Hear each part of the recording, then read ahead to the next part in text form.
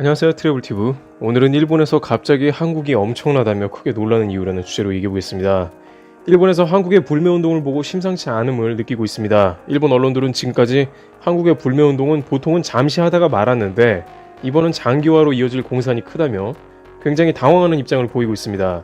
실제로 일부 일본에 거주하는 한국인들은 일본에선 이렇게 불매운동이 커질 것이라는 예상을 애초에 하지도 못한 데다가 국면이 이렇게 격렬한 대치 상태로 갈지 전혀 몰랐다는 것으로 특히 한국의 불매운동을 보며 크게 우려하고 있습니다. 우선 연합뉴스가 인용한 요미우리 신문은 한국 불매운동이 확대된다며 심층 취재를 했습니다. 정확하게 7월 1일에 일본이 수출 규제를 한다고 발표한 날부터 한국은 불매를 하자고 인터넷에 정보가 올라오기 시작한 것으로 파악했습니다.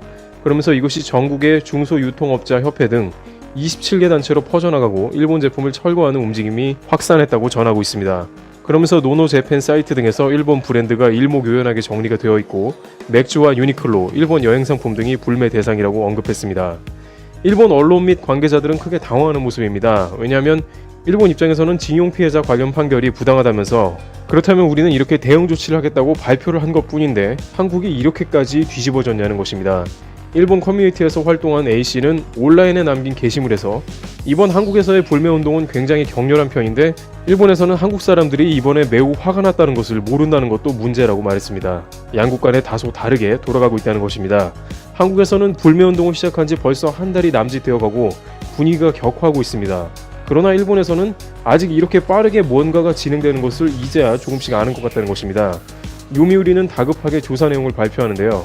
일본 맥주는 48%, 라멘 33%, 화장품 21%, 일본 여행 51%가 감소했다는 것입니다. 인력에선 일본은 한국은 중국과는 다르다고 생각을 했는데 막상 불매운동 속도 및 범위가 중국을 능가할 줄 몰라서 대비도 없었다는 것입니다.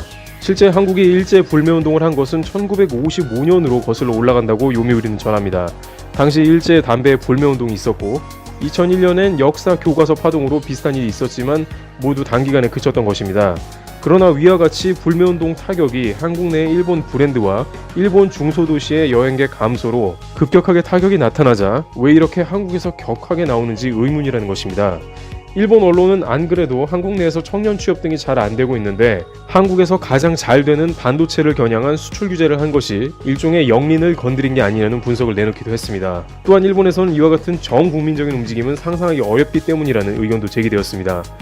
요미우리도 한국에서 과거 독립운동은 못했어도 불매운동은 꼭 한다는 구호까지 등장했다면서 반일 감정이 크게 높아진 것을 우려했습니다. 아사히신문은 단순히 일본산 불매뿐만 아니라 전반적인 일본 국가 브랜드가 급격하게 한국에서 훼손되고 있다는 취지의 보도를 하기도 했습니다. 하지만 그럼에도 일본 정부에서는 곧 한국 화이트리스트 제외를 예고하는 등 양국 관계는 엇박자로 가며 시계 제로 상태에 놓이고 있습니다. 관련 업계에서는 아마도 일본에서 이렇게 한국 소비자들이 격렬히 일본 관련 소비를 급격하게 줄여버릴 것을 예상했다면 이렇게 극단적인 수출 규제는 애초에 나오지 않았을 수도 있다는 예상까지 하면서 일본 기업들도 적지 않게 당황하는 모습이라 전했습니다.